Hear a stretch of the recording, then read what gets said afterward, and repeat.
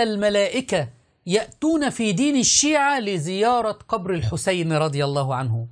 انظروا إلى الشيعة وهم يمثلون دور جبريل وميكائيل عليهما السلام والملائكة، وهم يسيرون إلى ضريح الحسين رضي الله عنه في كربلاء.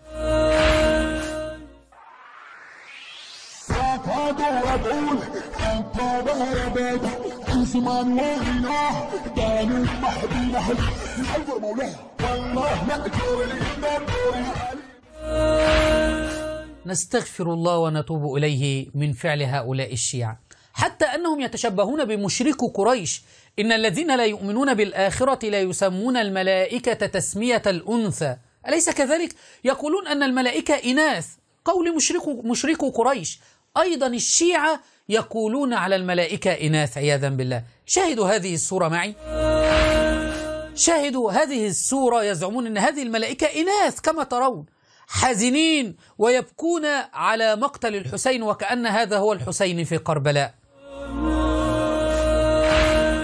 وأيضا يرسمون صور لنساء بشعورهن ويقولون أن هذه هي الملائكة جاءت لتخدم علي رضي الله عنه وهو يسجد قبل أن يستشهد. شاهدوا هذه الصورة، هذه التي عليها العلامات، هذه شعور نساء يزعمون أن هذه ملائكة عياذا بالله، وهذا علي رضي الله عنه.